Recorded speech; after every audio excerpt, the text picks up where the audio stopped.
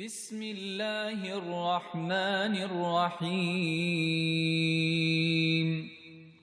الرحمن الرحيم الحمد لله وكفى وسلام على عباده الذين اصطفى أما بعد فأعوذ بالله من الشيطان الرجيم بسم الله الرحمن الرحيم ولا تكونوا كالذين نسوا الله فأنساهم أنفسهم أولئك هم الفاسقون وقال تعالى ولا تكن من الغافلين صدق الله العظيم. Respected brothers and sisters in Islam, Assalamu alaikum wa rahmatullahi wa barakatuh. The title of this program, what is the title again? Beyond WhatsApp, Building Healthy Relationships. Subhanallah, I mean, the two topics that were given to me is like, wow. Beyond WhatsApp, Building Healthy Relationships. The answer to the problem is in the title itself. Beyond WhatsApp, Building Healthy Relationships. In other words, if you can go beyond WhatsApp, you will build healthy relationships. End of story. If you can go beyond WhatsApp, beyond Facebook, beyond Twitter, beyond all of these things which I consider to be ghaflat. Allah subhanahu wa ta'ala mentions such a powerful statement in the Quran. The whole Quran is powerful. But look at what Allah subhanahu wa ta'ala says. وَلَا تَكُونُوا كَالَّذِينَ نَسُوا اللَّهَ. And do not be like those people who have forgotten Allah. And what will happen if you be that? فَأَنْسَاهُمْ أَنفُسَهُمْ. Allah Ta'ala, because they forgot about Allah, Allah made them forget about their own selves. أُولَٰئِكَ هُمُ الْفَاسِقُونَ. They are the ones who ultimately become the transgressors. That when you forget about Allah, you fall into ghafla, you fall into unmindfulness and heedlessness and carelessness about your Creator, then what happens? You become unmindful of your own state, unmindful of your own self. You put yourself into harm's way. You do things that will even be destructive to your own self. How did that happen that you're destroying your own life? It started with your forgetfulness of Allah. And then ultimately, what does Allah say? أُولَٰئِكَ هُمُ الْفَاسِقُونَ. These are the transgressors. When you forgot about Allah, when you forgot about the dhikr of Allah, when you became overwhelmed and entrenched with all of these things that take you away from Allah subhanahu wa ta'ala, what did it do? It even made you forget your own self. And then the ultimate result of that, Allah says, أُولَٰئِكَ هُمُ الْفَاسِقُونَ. They are the ones who are the transgressors. Meaning the ultimate result of this type of unmindfulness, forgetfulness, heedlessness is that you end up not even caring about your own self. Do you know the epidemic that's going on in Japan right now? What epidemic there is? There is overusage of video games, social media, to such an extent that people are being treated with gangrene in their legs. There was a couple, this was a CNN report. There was a couple that their baby died because the couple was so busy, husband and wife, mother and father to a child. They were so busy in their gaming, they were so engrossed and entrenched in their gaming. This was a CNN report that I read and it was shocking. You cannot imagine and believe that there would be people like that on earth. But shaitan puts people into so much ghaflat that Allah says they forget themselves. Can you ever forget your child? You will remember your child before you even remember yourself. But ghaflat entrenches us so much that that child died of hunger and thirst because the mother and father were so busy playing video games. Can you imagine? Grown husband and wife, mother and father of a child. So much neglect that their neglect and their gaming and their involvement in this ghaflat and unmindfulness caused the death of their child. And they were arrested and they were jailed. They were arrested by the authorities and they were imprisoned. This is, alhamdulillah, in this, I don't think in this country we have that epidemic, but it's bad. And do you ever go on Facebook and for a quick peek, or Twitter for a quick peek, or internet, and then you find yourself 200 photos deep in a perfect stranger's vacation album?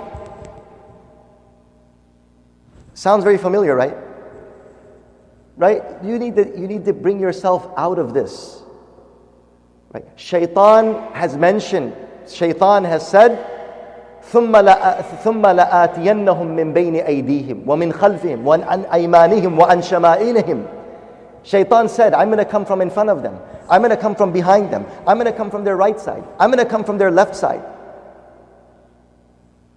لَأَقْعُدَنَّ لَهُمْ صِرَاطَكَ الْمُسْتَقِيمِ. Oh Allah, Shaitan is taking a qasam in front of Allah Azza wa Jal. Oh Allah, I will wait in ambush for them. لَأَقْعُدَنَّ لَهُمْ صِرَاطَكَ الْمُسْتَقِيمِ.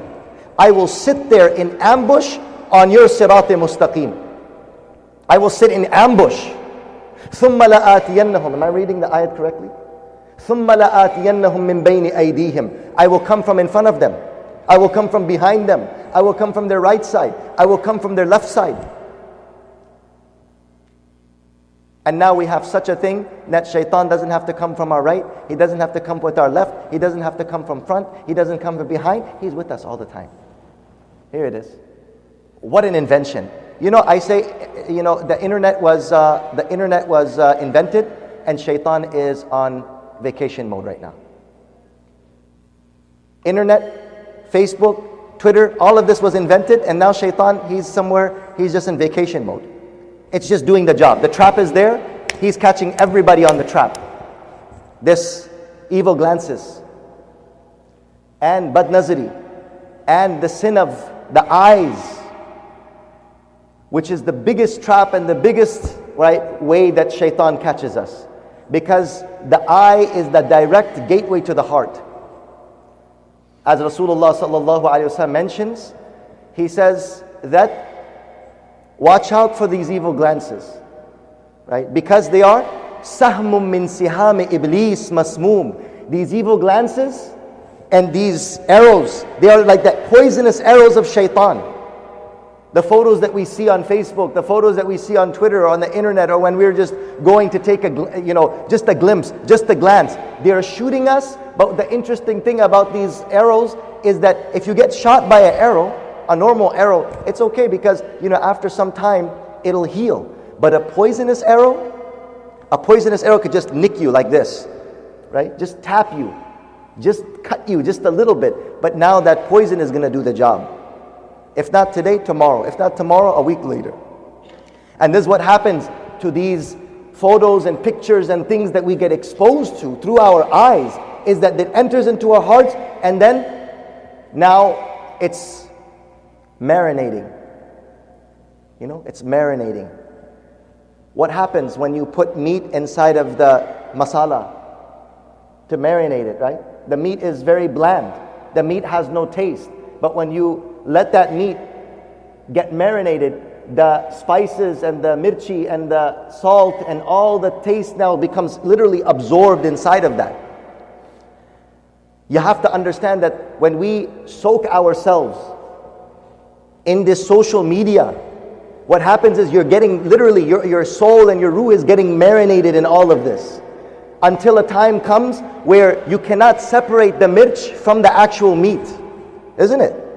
Like the meat becomes spicy, literally. The saltiness, it actually seeps inside of the meat. It tenderizes the meat. So if you look at this, that when we're going on these, you're entering into literally a dimension. You're entering into a domain, and your soul enters inside. When you, Khuday na khasta, may Allah Ta'ala forbid, if somebody is watching a inappropriate video or pornography, may Allah Ta'ala save us, what are you doing? You're actually at that time, at that moment, you're replaying that moment every single minute. That moment when the lanat of Allah Ta'ala is descending upon those two people that are committing zina. La'an Allah, Allah Ta'ala has given lanat upon those people that show and expose themselves in such a way. When that lanat that came, it was done. It came upon those people. But every time you watch that lanat becomes replayed. And you become actually sharik. And you become a part of that lanat. And you're bringing it into your living room. You're bringing it into your bedroom. You're bringing it into your car. You're bringing it into your eyes. You're bringing it into your heart. You're bringing it into your soul. That lanat now is getting absorbed inside of you. We were talking about wali of Allah. How can a person then become a friend of Allah when you're doing that which is the enemy of Allah is doing? It literally becomes then part of your soul. You cannot take it out. You cannot detach that. And if you're married, what is the curse? What is the lanat? The first lanat that comes for a person who gets involved in this badnazari, through WhatsApp, through Facebook, through Twitter, through internet. The first lanat that if you're married, the first thing that comes is problems come inside your marriage.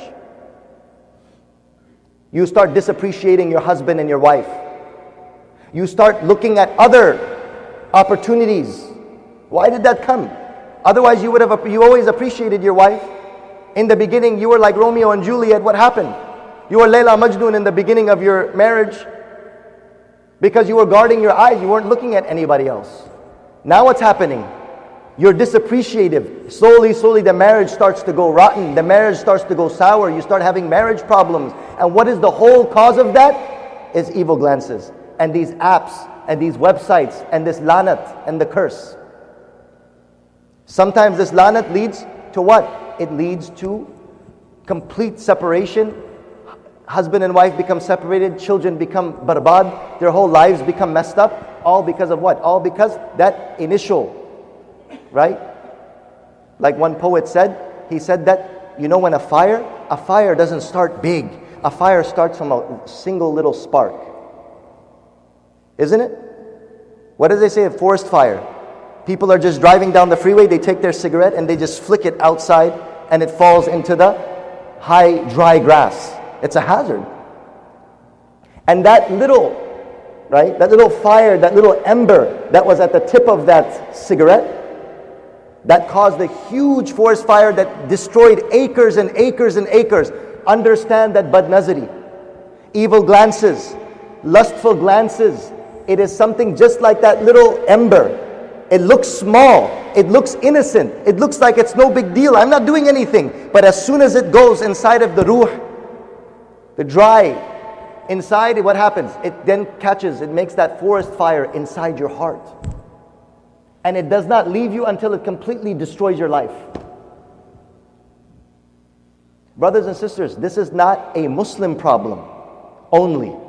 This is a problem that even non-Muslims have understood. That this is very, very dangerous. This is very destructive. You don't need to have Islam or Iman to know that something can be dangerous and harmful for you. And that is why tonight, I'm not going to go into all this other stuff. We have already spoken about the theoretical. I want to go a little bit practical. And there's a book that I recommend everybody should get this book. It's called Declutter Your Mind. And why I'm mentioning this book, everybody should get, especially people that are having hard time with all of these things, you know, social media, these things, and they have problems and they have badgumani and evil thoughts and, you know, and negative thoughts, and it's overwhelming them. So the name of the book is, it's called Declutter Your Mind. How to Stop Worrying, Relieve Anxiety, and Eliminate Negative Thoughts. And why I'm mentioning this book, the Khalifa of my Shaykh, Hazrat Maulana Mansur al-Haq Sahib, Damat Barakatuhum, he encouraged me very much to read these type of books when I came to him. And he said, these books give a very, very practical methodology. Hakim al-Ummat Maulana Ashraf Ali Thanvi rahmatullahi alayhi said, he was talking about depression. He said, nafsiyat se.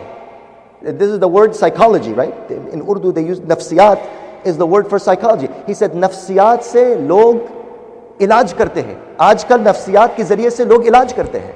Hazrat Hakim ul-Ummat mentioned this, right? This was like 80 years ago, 90 years ago he's saying that people are, right, making ilaj of many things through psychology, mind over matter, practical ways and methods.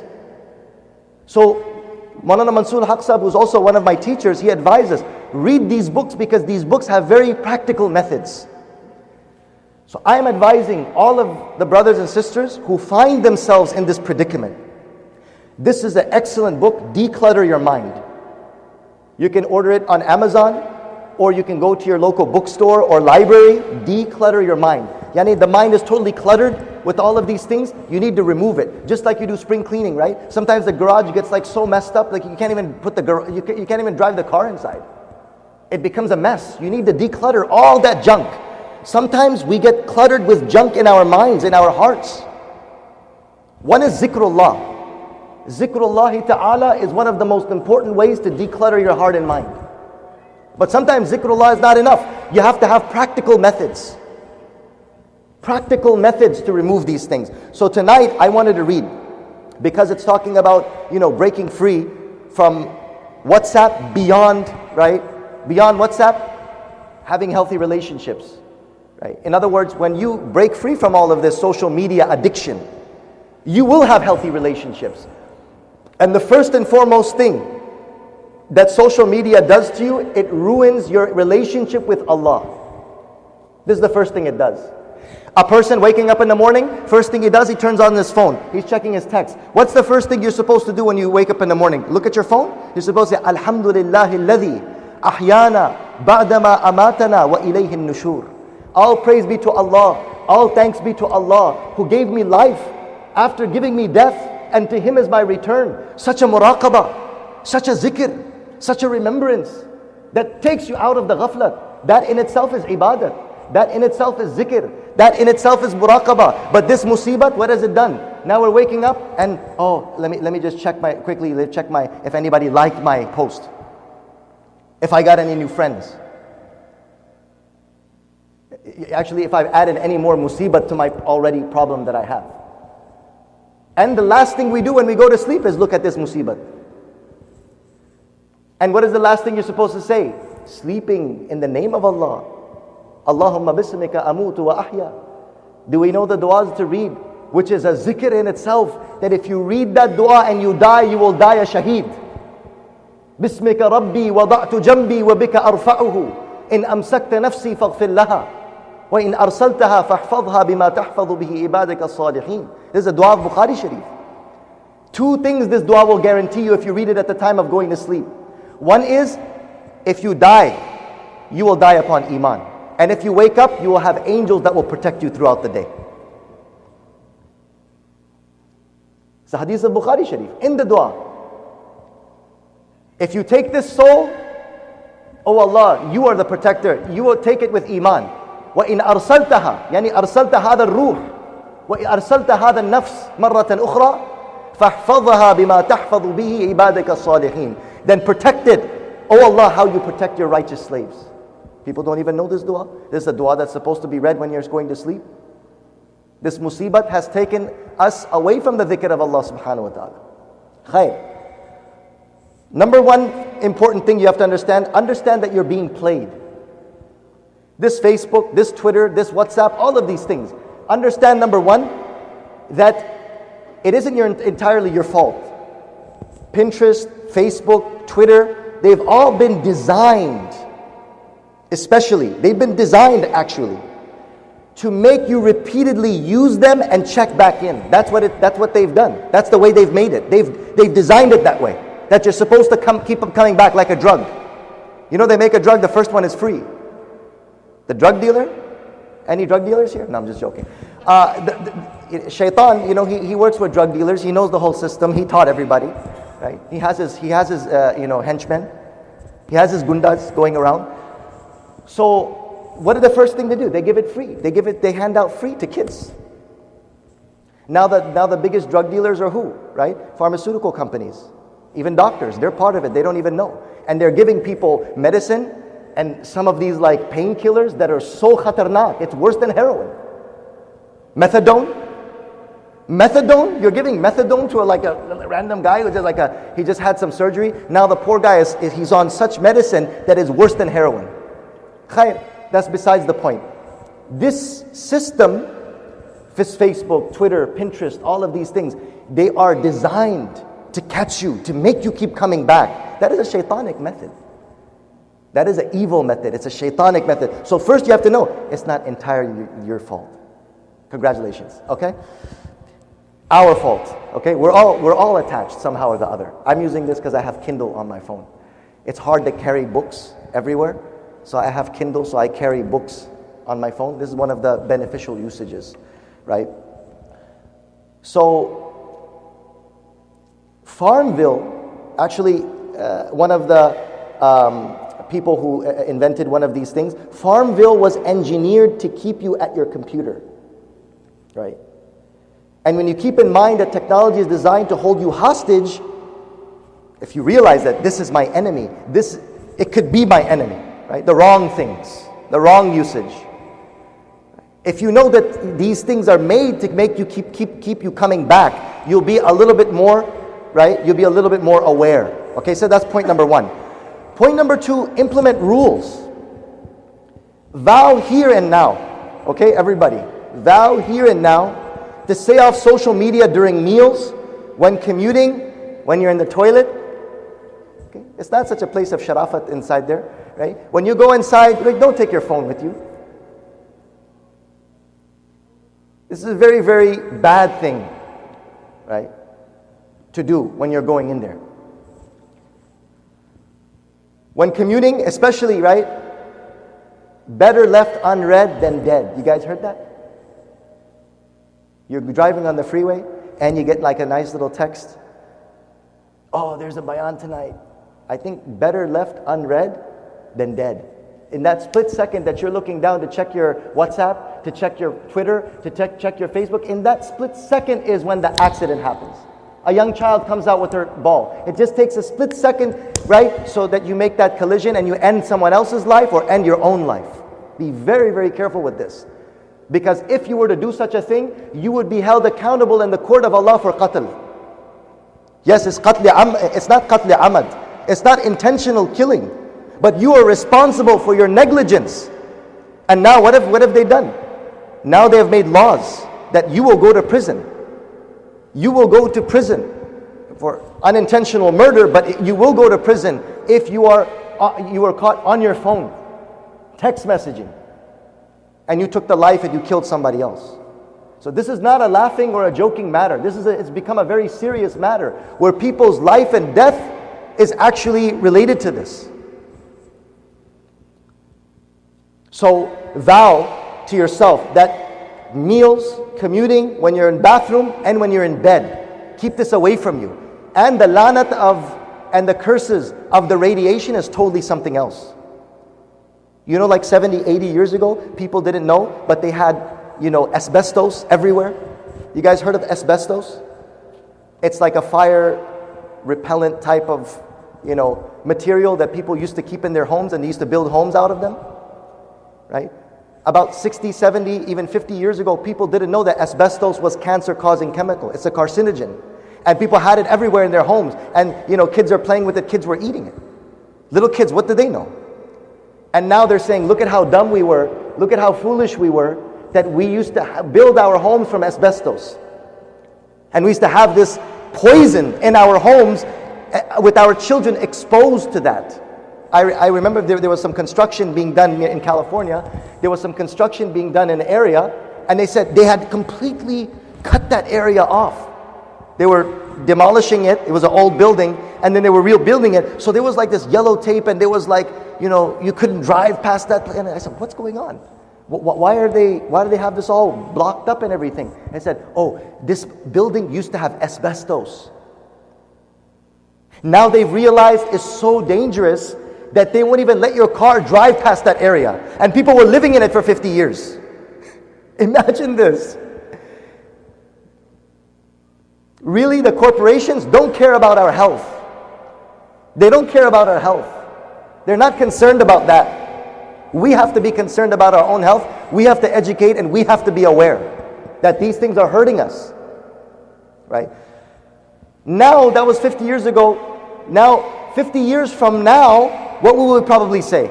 Like we're saying now about asbestos, 50 years from now, probably what will we say? We were holding radiation to our ears. And we didn't even know it.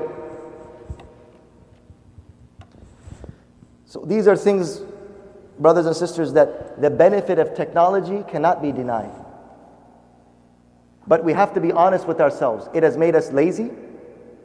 It has made us more lazy. It has made us more ghafil. It has made us more disconnected from the real world. It has taken us away from our relationships.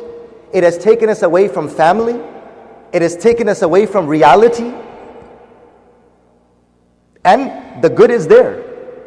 But we have to be aware to guard ourselves from that which is harmful.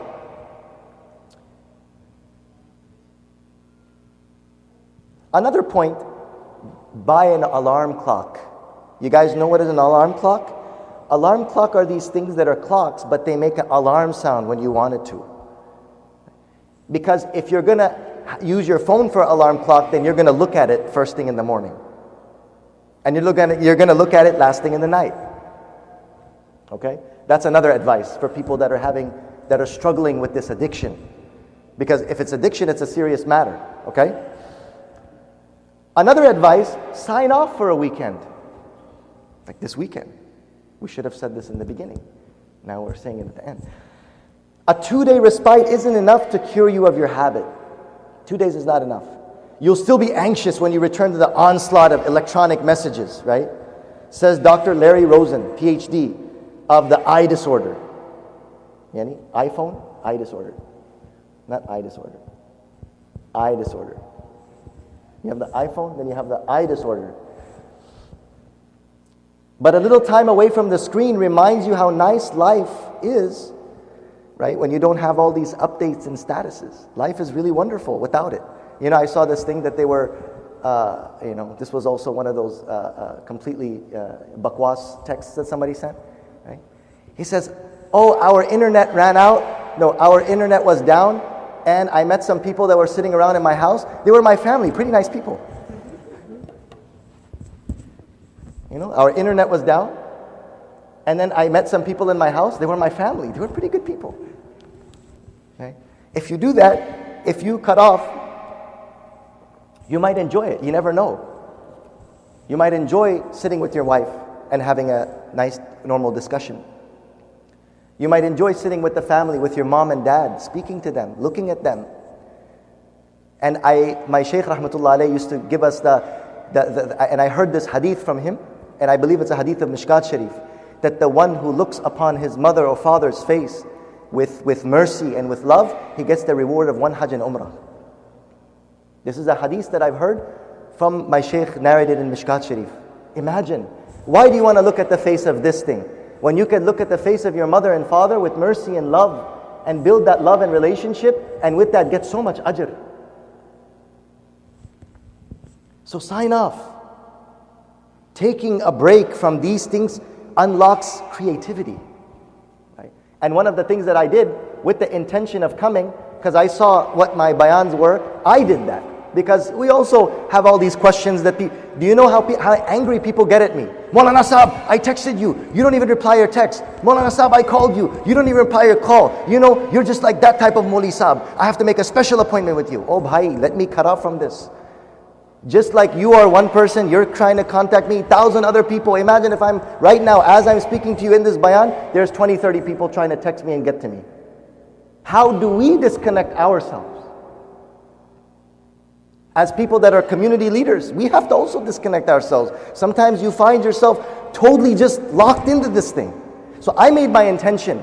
May Allah Ta'ala reward Mufti Naif and Masjid Umar Farooq for Barakallahu Feekum for having us. One of the intentions I made, that I'm going to break free for this 3 days. Most of the time my phone is just on airplane mode. I check it once or twice just to see if there's any emergency at home. I have 3 young children and my wife, she's alone at home. So I kept it on 2-3 times a day just to see if there's no emergency. That's all. So sign off for that weekend. Why? When distractions disappear, ideas come. And when distractions disappear, also the desire for ibadat also comes. This desire for zikrullah also comes. Wallahi, I think the biggest fitna of shaitan in this day and age, the biggest trick of shaitan in this day and age, I can summarize it in one word. Everybody know what that word is? Distractions. This is the biggest test and the biggest tribulation of our time. Distractions. So many distractions. Children trying to become hafiz. Why they can't become hafiz so easily? Distractions. I'm trying to write a paper. Distractions. I'm trying to work on this essay for school. Distractions. Every time the phone is going off. When distractions disappear, ideas come. The desire to make ibadat comes. The desire to make zikr comes. The desire to meet my parents and be good to them and do khidmat and do other more productive things come.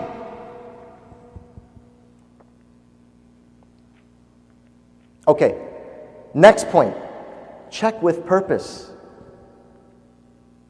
If you're going to check with purpose.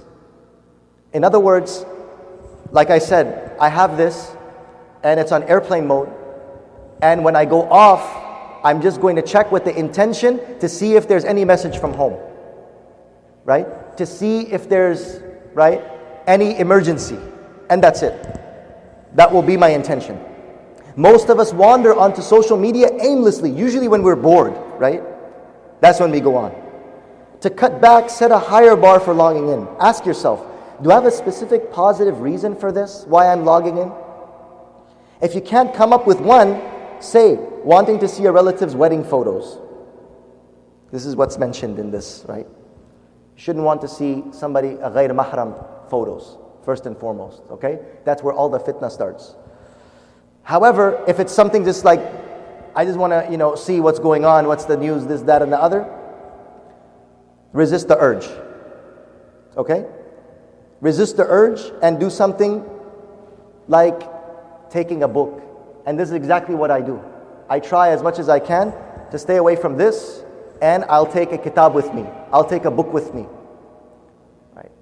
A lot of people, what they do, they keep their Quran on the iPhone. I'm not saying keeping the Quran on the phone is haram.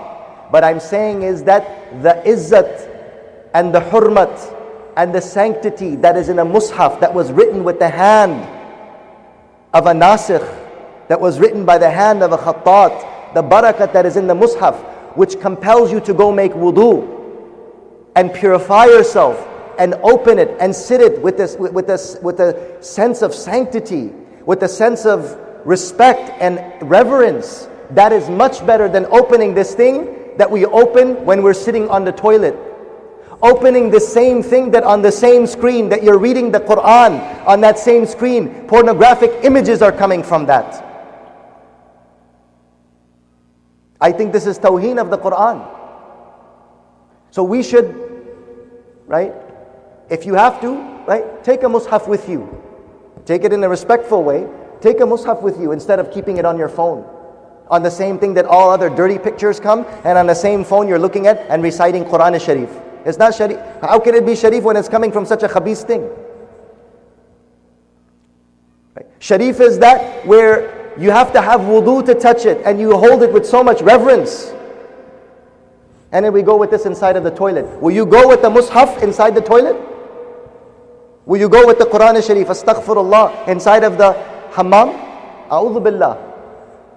So this is a very important point. That rather engage in a book, keep a kitab with you. Right? Also, before you post the status, update or photo, question your motive. Are you just trying to prove that you're having a good time?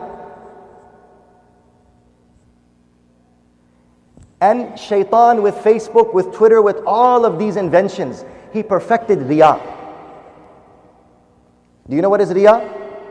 Riyah means ira'atun nasi li gharadin dunyawiyyin. Ira'atun nas li gharadin dunyawiyyin. Showing your actions to people for a worldly motive. And that person that is doing riyah, his action is not accepted in the court of Allah subhanahu wa ta'ala, and he'll be resurrected on the day of judgment. With the الَّذِينَ يُرَاءُونَ الَّذِينَ هُمْ يُرَاءُونَ وَيَمْنَعُونَ الْمَاعُونَ. Allah has mentioned them with so much reproach in the Quran, with so much madhammat, to show your actions for the sake of a worldly benefit. And the entire Facebook is like that. Oh, I'm in Haram Sharif now. Oh, now I'm entering into the masjid now. And he's taking a picture of his foot inside the masjid. Okay, now I'm coming out of the masjid now. Now I'm selfie in front of the Kaaba. Are you with the Kaaba or are you with in front of the people? Kahan ho tum? Where are you? Wallahi, the most tragic and saddening situation is we see people in Makkah Mukarramah, in front of the Kaaba, where the tajalli of Allah is descending and they have nothing but their own self. Look at the word selfie, nafsi. Translate that, nafsi. Selfie, nafsi. Apne nafs mein mashghool hai, bichara. Apne nafs mein mashghool hai. He's so happy with himself. Taking a selfie in front of the Kaaba. Worse than that, in front of Rasulullah sallallahu alayhi wasallam. It is our iman that Sayyidina Rasulullah sallallahu alayhi wasallam, when you come and you send salawat at the Jali Mubarak, these two pictures are the most beautiful pictures, by the way. Whoever in this Masjid Umar Farooq, whoever brought these photos of the Jali Mubarak, this is the most beautiful place. This is Riyadul Jannah. Biqawli Rasulillahi sallallahu alayhi wasallam. That between my home and my mimbar is a garden from the gardens of Jannah. And when you go to that Jali Mubarak, when you go to that Muwajaha Sharifa, when you say salawat upon him, the Prophet ﷺ, he himself replies to you. And Rasulullah ﷺ said, my soul is returned to my body. Hadith is sahih. My soul is returned to my body so that I might reply the salam of the one who sent salam upon me. Now imagine the ghafil, imagine the zalim, who is in front of the Muwajaha Sharifa in the presence of Rasulullah, and he's taking a selfie of himself. Tragedy. It's a tragedy. The worst is I see some of the soldiers, the people that they're standing and he's holding him like this and he's taking a picture. Imagine that you were with Rasulullah sallallahu alaihi wasallam. Would you be conscious of anything if Sayyidina Rasulullah sallallahu alaihi wasallam, Sarwar Kainat, Sayyidul Thaqalaini, right? If he was in front of you, the master of both worlds, if he was there, would you be busy in your selfie? So this is undoubtedly like ghaflat and unmindfulness of the worst. And this shows our disease. If you want to see the diseases of the ummah, you go and you see what is the halat. And it's so difficult, you can't even stop the people anymore. Some of the cops that are there, they don't even stop the people anymore. It's so tragic. Brothers and sisters, I humbly beg and request you, when you go for Haramain Sharifain, do not take selfies and do not take pictures. The picture ikhtilaf is totally on the other side. But if you are with this, then you are not. Right? If you are drenched, if you are overwhelmed and engrossed with these zahiri pictures, then the tajalliyat of Allah and the anwarat and the nur and the blessings, you are to capture the blessings with your heart. Capture those pictures with your heart. Don't capture the pictures with the phone, because this phone is not going to go with you in your grave. Capture those pictures. Capture that moment with your heart. Capture the tajalliyat of Allah Ta'ala. That cannot be captured by a phone. The tajalliyat of that Jali Mubarak cannot be captured by a picture. The tajalliyat can only be captured by the heart of a mu'min.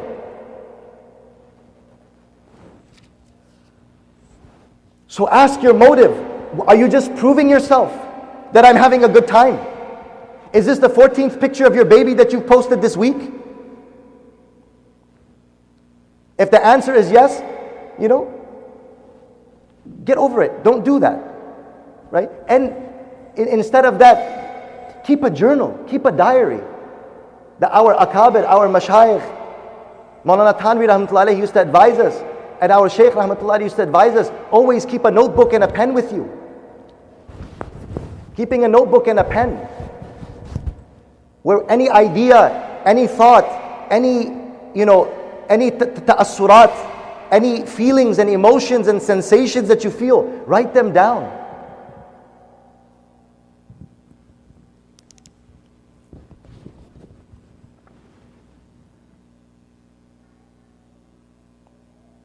And if you're somewhere very lovely, it's really wonderful, right? Then, write down those, we can't even express ourselves anymore. We can't even write anymore.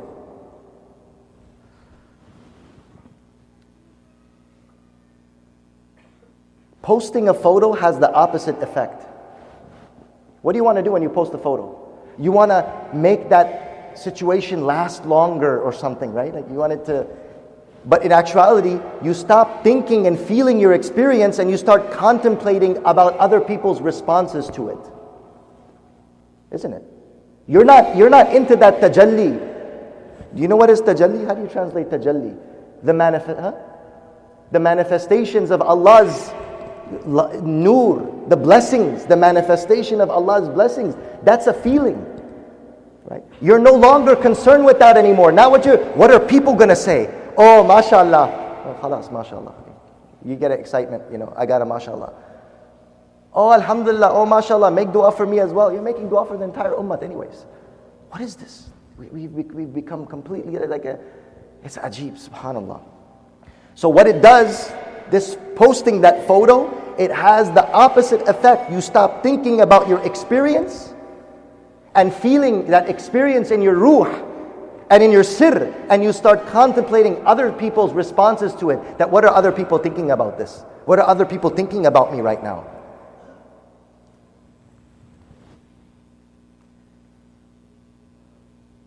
And if you want to respond, right? You see, I just got married, there's a post on Facebook, and I just graduated, the post on Facebook. So don't respond through Facebook. Call the person. Hey man, I heard that you got married, congratulations. How cheap has our relationships become?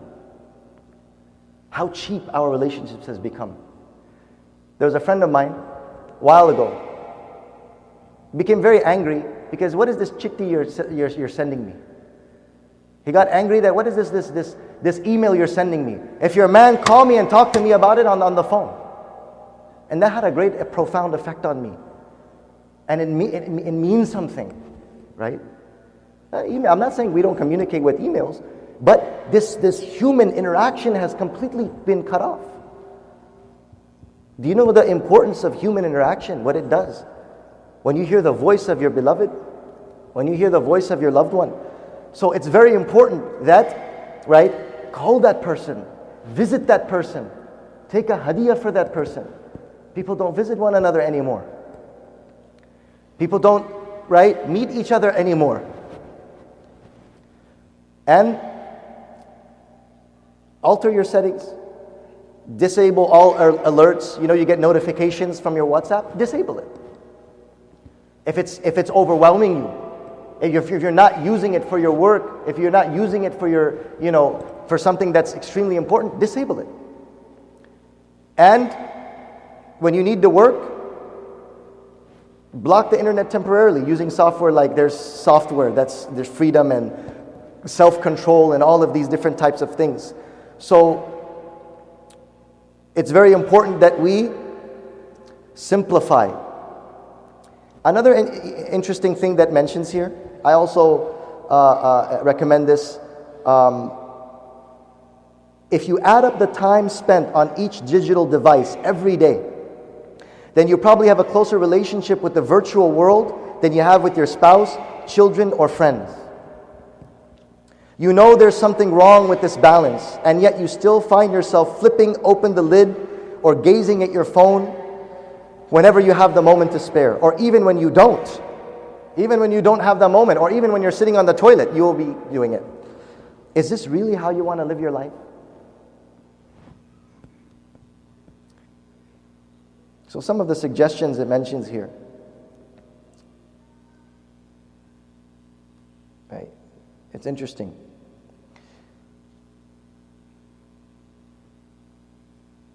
What is your digital mindset? Okay? It's not news to you that your digital devices, or rather the content on them, cause you mental distress and agitation. None of us like to admit it, but we all know how pervasive the digital world has become in our daily lives. Right? It's part of our every single daily life. First thing in the morning, last thing in the night. Whereas the zikr of Allah should be the first thing in the morning, and the zikr of Allah should be the last thing in the night. There's a hadith, it's narrated in Mustadrak Hakim, that the one whose first thing that he does in the morning is remember Allah, and the last thing that he remembers in the night is Allah, then Allah will count everything in between and forgive him. Allahu Akbar. How did shaitan want to take that away from us? So, none of us like to admit it, but we all know how pervasive the digital world has become in our daily lives. This is not a passing fad that will extinguish over time. This is not a fad. It's not going to go away. It's just going to get more and more sophisticated and more intrusive in our lives, right? Shaitan is finding all these different ways, right? It's here to stay. We have to understand this. It's here to stay. And in all likelihood, it will become increasingly prevalent and with every passing year. It's up to you to decide right now how to manage the digital intrusion on your life and the impact on your mental health. It's important to be proactive in your values and choices related to your digital life. By developing a digital value system, you create personal boundaries that help you manage your time and clutter, both mental and digital. Here are some questions to ask yourself that can be used to create digital boundaries. Okay, I'll end with this. These are some questions we should ask ourselves. I'll ask the questions, you give the answers. And then you can listen to the bayan after, right, on the different ways. Okay? How much time each day is absolutely necessary for me to spend on my device for my job? I have a job, I need to do it, and I have to use my device. How much is that time? Okay? Now once you've taken out that time, use it for that amount of time and cut out all the other excess. Ask yourself, how long do I hold this phone in my hand and how long do I hold a mushaf in my hand? How long is the phone in my hand and how long is the tasbih in my hand? Am I in a job that requires me to spend more time than I want behind my computer? Maybe it is. So then now you're understanding what is necessary, what is unnecessary. How could I interact face to face with people in my work more often or in my life? What can I do to meet with people face to face? How much time do I want to spend on my home computer doing work? How much time do I want to spend on social media for entertainment? In what situations is a cell phone call or personal meeting more appropriate than a text? What real life relationships have I neglected? I think the greatest real life relationship that we've neglected is our relationship with Allah subhanahu wa ta'ala. Brothers and sisters, I say this first and foremost to myself, and then secondly to all of you. Spend a time which is one-on-one time with Allah subhanahu wa ta'ala, daily. Everyone should ask themselves this question: do I have one-on-one time with Allah every day? Where I'm sitting alone, with no phone, with no Facebook, with no computer, with no internet, with nothing. Just me, one-on-one time with Allah subhanahu wa ta'ala. Do I have? If I don't have, let it be 5 minutes. But don't let a day of your life pass to say that I didn't have a time where I'm making munajat with my Allah. That I'm in silent, intimate conversation with my Allah. We have to have that. If we don't have that, we're wasting this life. Make time. What real life relationships have I neglected? And look at this ayat that I read. وَلَا تَكُونُوا كَالَّذِينَ نَسُوا اللَّهَ فَأَنْسَاهُمْ أَنفُسَهُمْ. Don't be like those who have forgotten Allah, and the result of it is that they even forgot their own selves. Can you imagine that you forget your own self?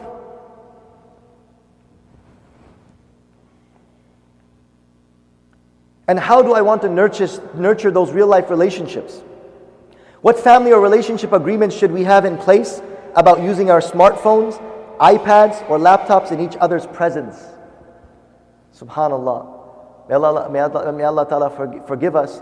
But when I get complaints, from people from the masjid or people that, expect me to have, 24 hours, 7 days a week, fatwa online. That immediately when I send the question, I should immediately have an answer from you, Maulvi Sahab. How come you're not answering? Oh, bada aadmi ban gaya. Bade ho gaye, mashallah.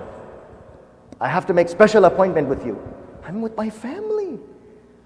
Because of this type of words, I'm sitting just out of fear that somebody is going to complain. Now I'm halfway talking with my family, having dinner, and I have my phone on the side. So that people don't think that I have this condescending, bada, Peer Sahib attitude. Whereas the reality of it is that everybody has life. Sometimes we need to just cut off. Khair. So we need to have time that at the table, at the dastarkhan, we should not have this phone there at the dastarkhan. Absolutely not. And as a family, we should be eating together. In my house, this is not acceptable. Morning and evening. Breakfast and dinner. It's not acceptable that everybody, oh, I had breakfast. I don't care if you had breakfast, you're going to sit here on the dastarkhan right now. When kids come from school, I come from masjid, we all sit on the dastarkhan and everybody's coming and everybody's going to eat together. Oh, I already ate. I don't care if you already ate. You're going to sit right here. No iPad, no phone, no nothing. Everybody's here together. This is something which is necessary. It's lazim upon our homes, for our families. What limitations or rules should we have for our children's use of digital devices? This is so important. Allahu Akbar. Never ever, parents, allow your children to be alone with a computer, a digital device. Wallahi, it is like leaving them alone with leaving a toddler alone with like a sharp butcher knife. It's just a matter of time that he's going to cut himself or hurt someone else. Be very, very aware. Never allow the children to have that. Even yourself. Keep your laptop in a place where they're open, where family, they're passing by in the middle, in the main living room. Don't do it secretly where you lock your door and you're there with your laptop one-on-one for then shaitan to be number 2.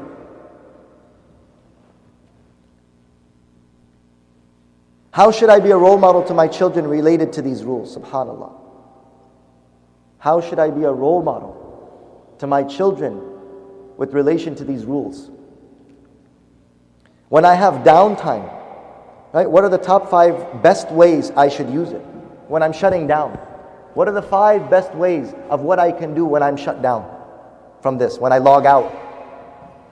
What are the 5 best ways that I can, first and foremost, reconnect with Allah? Reconnect with Allah subhanahu wa ta'ala. How can I deal with the urges to surf the net, right? Or engage in social media when I really don't want to? One way to do it is take a sabbatical. I try. Right? Muhammad's my sati on this safar, but I try as much as I could on this safar to, except for emergency from home, like I said, to try to completely cut off from all these other things. As much as I can, right? To try to, right, cut down as much as I can. How will I commit to managing my digital clutter so it doesn't get out of hand? Your values and personal commitments. Use your answers, right, to these, and you took some mental jawabs, right, mental answers, and write down your values and your personal commitments related to how you spend your time and energy on and off your devices. You may fall off the wagon from time to time, but now you have a wagon to climb back onto. Okay? You may fall off the wagon, but now you have your wagon to climb back onto. Allah subhanahu wa ta'ala give us the tawfiq. Right? Allah give us the tawfiq. And Allah ta'ala give us the ability to have discipline in our lives. To have discipline in our lives. To have a management and a schedule in our lives. And if inshallah we do that, right, these are just some advices. First and foremost, I benefited most from this because we're all afflicted. This is a umum balwa. This is a general affliction. I'm afflicted. This one of the, I'm very happy that this was mentioned because it's something that helps me. Because what happens is, this is necessary for our work. This is necessary for our connections and our networking as scholars, as ulama, as people that are leaders in the community. But sometimes what happens is you get caught up with the unnecessary with it as well. That's why we just have to know how to discipline ourselves. And if you need help with that discipline, mashallah, there are mashayikh and ulama, and like I said, even not mashayikh and ulama, kalimatul hikmati dallatul mu'min. One of my teachers, Maulana Mansoor al-Haq Sahab, like I said, and Shaykh Nuh Keller, and many of these people, they said that these books are very, very practical books and beneficial. Get them and read them, because they give you a practical way, right? If you don't have, some scholars, they don't have that, psychiatry training or therapy training, go directly to the books. And I advise, the brothers and sisters, if you see yourself with this problem, I suggest, and I recommend a very beneficial book, Declutter Your Mind. How to stop worrying, relieve anxiety, and eliminate negative thoughts. And one chapter from this book is what I read from you. Imagine how beneficial this was. One chapter from this book was just what I read to you today. Declutter your mind. And just a couple of the chapters. Right. Mental decluttering and very, very beneficial. Decluttering from, let me just read you the.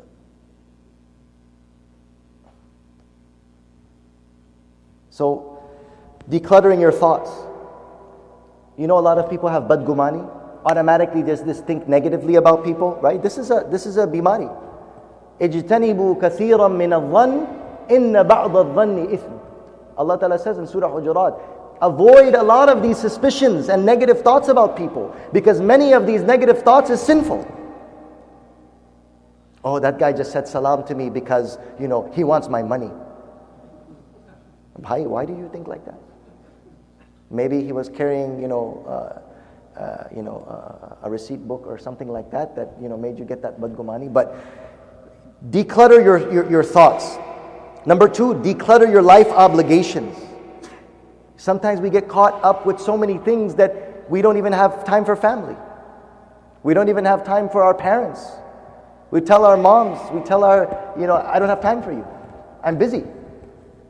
So it helps you decluttering your life obligations from that which is most important to that which is least important. Chapter 3, decluttering your relationships. Right?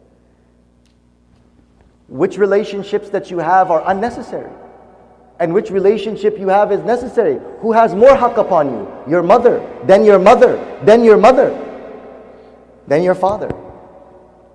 One of my teachers, Shaykh Saleh, may Allah subhanahu wa ta'ala bless him, he was somebody that, I benefited a lot from his company. And when I would come and sit in his company, first thing he would ask me, he said, how are you with your mom? Shaykh, I'm good, I'm doing good. He said, how many times you text your wife today? I said, maybe 2-3 times. He said, how many times you text your mother today? Scratch, scratch. And then he would just be like, sharam karo, He wouldn't say it in Urdu, he speaks Arabic, but he would say, what's wrong with you? Miskin anta, you text your wife 3 times and then you don't, your bichari mom, she doesn't have haqq on you that you should just text her, hey mom, I miss you, I love you. Is that torture? Is that torture? So, this book really helps, right? Decluttering our relationships. Who are more important? We're connected with all these various different people, and the people that have most haqq on us. Ummuka, thumma ummuka, thumma ummuka, thumma abaka, thumma adnaka fa adnaka. Your mother, your mother, your mother, then your father, then those who come after that. And one of the signs of the Day of Judgment that a person, right, he makes his friends come closer. He brings his friends close and he distances his parents. And number 4, decluttering your surroundings. And this digital part of it was just one section from that. So it's a very beneficial book. I highly recommend this. Decluttering your mind. Right? Decluttering your mind. May Allah subhanahu wa ta'ala give us tawfiq to implement what has been said. سبحانك اللهم وبحمدك نشهد أن لا إله إلا أنت نستغفرك ونتوب إليك.